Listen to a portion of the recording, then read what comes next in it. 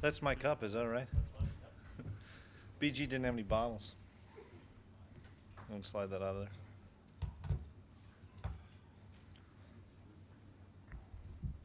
Everybody's all set. Coach, we'll have you begin with your opening assessment of fall camp, and then we'll take questions. Well, thank you and welcome. Thanks for being here. We just completed practice 3, and first day of at least shoulder pads today. First two days were T-shirts and shorts, so we just basically saw the skill kids run around. The linemen just kind of don't do a whole lot those first 2 days other than getting their technique down. But today was our first day of upper pads, and it was really good. We had some good physical contact. Biggest thing that we were trying to instill in these first few days is the young guys just learning how to practice the Bison way. And I know a couple of them probably were a little bit in shock of how hard we go and how hard those veteran kids expect them to go, and the expectations at practice of the tempo and the speed that we do things. But I thought it was really productive. Just looking across the board a little bit, Carson's had a great first 3 days as quarterback, throwing the football, but probably more importantly leading. And that's something that's a critical thing for us on the offensive side, and I've been really impressed with what Carson's done there. Zach Vra, he kind of left off where he's been. He makes every catch and a great route runner, and excited about what he's going to be able to do, as well as Trevor Gephardt. Trevor's going to have a big year this year, I believe. I think Vaudelin really helps us solidify that spot, getting his 6th year back at tight end. The big question, obviously, is our offensive line, and that's going to be a throughout fall process, guys. We'll get a starting lineup before that Iowa State game, but we're going to play a lot of guys probably early on before we get into that conference season to see what group gels together the best. I think the guy that's probably really unheralded and underrated that I think is a great offensive lineman is Joe Haig.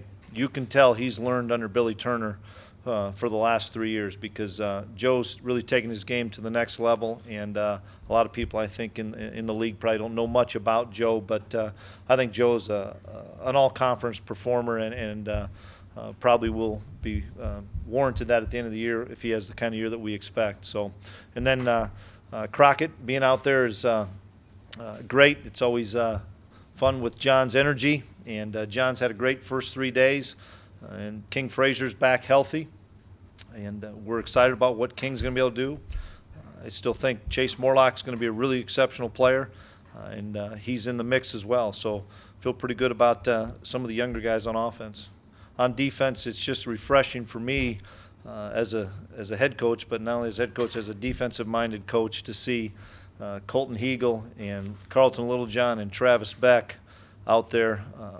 When they weren't out there in the spring, we were quite a bit better defense the first 3 days in fall camp than we were in the spring, just by having those guys out there. And that you can tell the leadership that those guys bring, and the stability those guys bring. But excited about our defensive ends. Kyle and Mike are tremendous football players.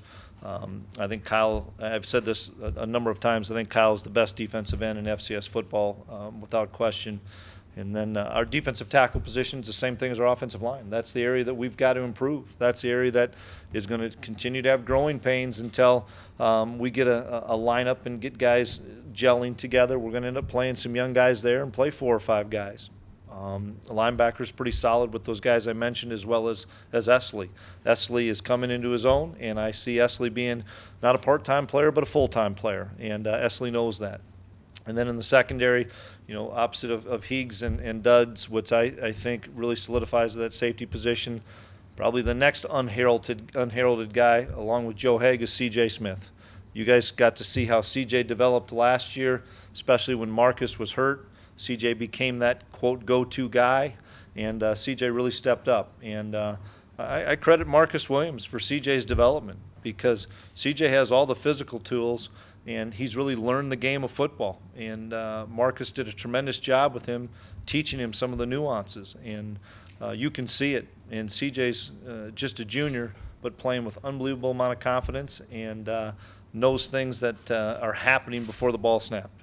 Opposite corner, we've got a great battle between Zach Colvin, Jordan Champion, and probably Trey Dempsey. So, and then our specialists we feel good about. Ben LeCompte, I think, is a very good punter. Everybody knows about Ben. I was excited to see Adam come back this summer. as far as we haven't done a whole lot of kicking yet, but Adam says he feels really healthy, and he had the hip surgery, but we're excited and looking forward to a great year from Adam as well. So I'll open up to any questions. Coach, how's the long snapping situation coming along? Well, we will find out this week. We've got a couple of guys, James Fisher and Joe Rotherham, that are going to compete. Fish will probably get the first shot because Fish was here all spring, but that'll be another one that may have to play out. You know, Murph snapped for us for 4 years, and you just knew he was going to be there on Saturday.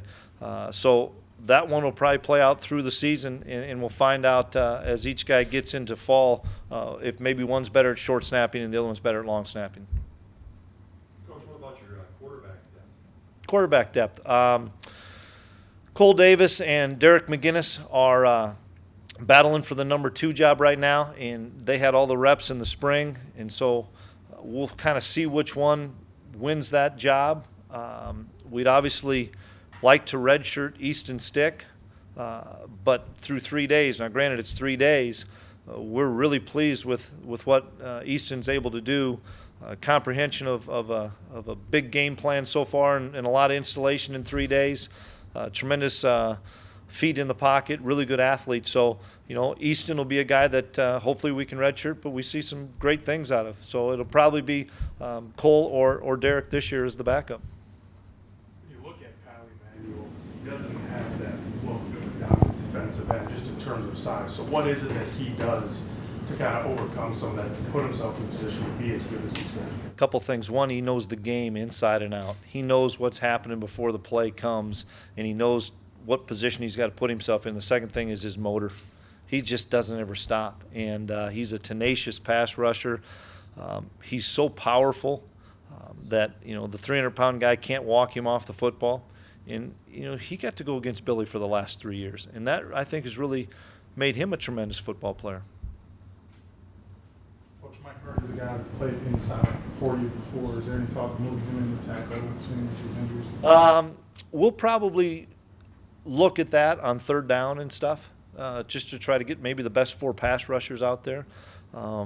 Mike is a really good defensive end for us that's played an awful lot of snaps, but maybe he's been overshadowed a little bit because Cole's been the starter. But in the same respect, you know, Mike will be a 40 to 50 play game guy for us. And in the past, he's probably been 20 to 25. And I said the same thing to Kyle, is we probably won't have as much of a rotation as we've had in the past. Kyle's going to have to play 40 or 50 plays. And that's probably the one area that I'd look at and say, if Kyle didn't get all the accolades from postseason honors and stuff in previous years, it's because he's only had to play 30 plays a game. Well, we hope Kyle's ready to go for 50, 55 plays a game. You touched a little bit on it right there with the defensive line depth. What can you tell us about the second guys sort of at every position? Yeah, the backup defensive ends right now would be Alex Hahn, a redshirt freshman, Brad Ambrosius, a true sophomore. Brad played for us a little bit last year. Alex probably a little bit better pass rusher right now, and Brad's probably plays the run a little bit better, but both those two guys are guys that are going to have to play some significant snaps for us. The next guy is Jared Tuska. This is his first year with us in the program. He was really on the team last year, but wasn't able to practice, so this is his first year. He's a 245-pound guy that he's just a little rusty, but you can tell there's a lot of ability there at the defensive end spot. So then the defensive tackle position, you know, we're still expecting Brian Schatz to be back, I would say, right around the middle of August. And you know, Nate Tangaway be the other guy, Grant Morgan, Austin Farnloff. Those are our 4 key guys. We've got to try to develop some depth after that with some young freshmen. But those 4 guys, we'll be really excited when we get Brian back. And we're probably, I would say, another 10 days out. And Brian's at least working with our trainers right now, recovering from his broken foot this summer. And he wants to be out there practicing right now. And it's good to be able to see him run, because I had the same surgery, you know, moons ago, and it took me a year to get ready to go. What is it about Carson Wentz that lends you to believe that he'll be the guy this year? A couple things. One, he's got tremendous athleticism, And when a play breaks down, he can make something happen with his feet as well as with his arm, making some throws that I think are really tough throws to make, but he's got that tremendous arm strength. Second thing is just his awareness of our system and his understanding of our system that he's practiced for 3 years but hasn't had the opportunity a lot to be under fire. Now, he took a lot of snaps last year in late games, which I think gives him a comfort level. But some of the throws he's made these first 3 days, you just kind of look and say, wow, that was an unbelievable throw. And we play, you guys know, we play cover 2. It's a base defense for us. And when you've got Hegel, Dudzik, Littlejohn, Beck, and Esley that have played that coverage a bunch, and Travis is going, he's hard to read, Coach, because he'll look you one way and he can spin back and throw it back across the grain with some zip on the ball. He understands the defense that we're playing and understands the system. And so I'm looking forward. He just needs game reps. Bottom line, he needs game reps and to be under fire. So are you saying the offense is basically being the same as last year? You have a new coordinator. Right now it is. You know, through the first 3 or 4 practices, it's basically everything that we've done in the past year. You bet. Like you said, for a quarterback that's making all the throws in practice, how do you temper expectations for a guy that hasn't had a lot of live game reps? Well, that's interesting you say that. That's a great question because we're not going to hit him. You know, we're not going to cut Kyle loose on him in a scrimmage yet. But we've got to put him in some competitive environment situations. We'll have a number of third down scrimmages. We'll have a number of red zone things where, you know, that's where the money's made. You know, you've got to be able to win on third down and move the chains, and you've got to be able to win in the red zone. And so those are the situations as coaches that I'm discussing with the offensive guys. Say, okay, what positions do we need to put him in? Where do we need to try to give him some stress so that he feels comfortable? And, you know, we talk about this all the time. Our practice is geared to be really tough and really chaotic at times and really aggressive to try to slow the game down for the guys. We don't walk through a lot. Our tempo is fast, speed all the time so that our kids get into games and maybe it gets slowed down a little bit for them mentally. Coach, you think you'll be 50-50 at running back carries, or do you see John a little more exclusive there? I would say, compared to what it's been in the last couple of years, probably John more exclusive. You know, until those other guys come up to speed. You know, we knew what we had with Sam and John together. Now, in the same respect, I don't know if you can just give it to a guy 30 times a game for that many games. John would like that. I'm sure he would. But we've got to see what Chase can do, and we've got to see what King can do because they give us a little bit different look. And so both those guys for sure will be a part of our game plan each week. Coach, how hard is it for Esley Thornton to transform from a quarterback to now starting outside linebacker for you? Last year at this time I'd have said pretty difficult, but this year it's clicked for him. You know, just some of the reads that I think are difficult as a linebacker are becoming second nature to him, and he doesn't have to think about it. He just reacts, and if you can just be a reaction guy at linebacker, you're going to be way more successful. And so I can just tell how much more comfortable he is on a daily basis out there on the practice field. What advantage? Is Carson 6'6", 6'5"? What's your guess? I'd say 6'6", but I'm 5'11", 5'9", 5'11", 5'9". Is there an advantage being 6'6"? You bet. Absolutely. I mean, just to be able to see over people, to see over, you know, some big, tall defensive tackles and stuff, as well as outside the pocket. I think it's a huge advantage. And the other thing is, whether he's 6'5" or 6'6", the appearance from a defense perspective is, well, then he's probably a pretty immobile quarterback. But he's probably most effective outside the pocket because he has the ability to run.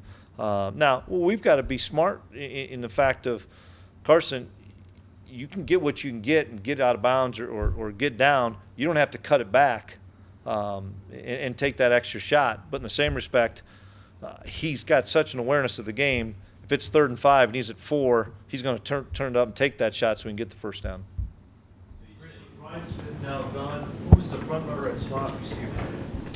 We're still looking at that. That's a great question. That's an emphasis for us throughout fall camp. Probably the guy that we're looking at right now, Eric Perkins, who played a little bit last year, has taken a lot of snaps there. Darius Anderson, we're looking at Darius. He's probably taken more reps at wide receiver than he has at running back through the first 3 practices. Now, he took some late today as a running back, but he's a guy we've got to decide if he can do that. It's a special position because of being able to work in space down the field as well as carry the football in the run game. So those 2 guys are probably getting the first look. And then we've got to find out if some of these younger freshmen have that ability to do that. Coach, I heard a lot about Jeremy Kelly last year as he redshirted. What can he bring up front on the offensive line for you? Well, right now he will bring depth with the ability to be a starter. And we need to get through probably that scrimmage on the 16th, and I'll have a better evaluation of where he fits. He's an extremely intelligent young man, which allows him to probably play guard and tackle, and that's what we're going to need him to be able to do, is to be able to be multiple guy and play both positions. But we're pleased with his progress for the first 3 days. Really good athlete. Anybody hung it up this week? Brandon Hines. Brandon Hines, a defensive tackle, a young defensive tackle. Coach, Hard Knocks debuted last night, and Mike Smith said he wanted to send a message to the rest of the league that his team was tougher than last year. If you were going to be on Hard Knocks, what message would you want to send to the rest of FCS football about this year's Bison? And we're still hungry. That'd be the biggest thing. We lost a lot of great players, guys that have been backbone of this program for 3 years that have won 43-2, won a bunch of football games, but our guys are still hungry. And the bar's set extremely high here, which that's the way those kids would like it.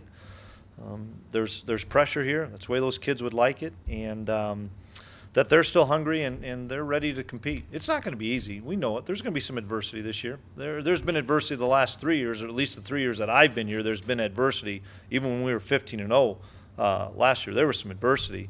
And there's going to be some adversity this year. It's just how well our seniors can pull us through that adversity. And well as some juniors, you know. Carson Wentz is a junior, but son of a gun, he's a great leader, and he'll have to be able to pull us through some adversity too.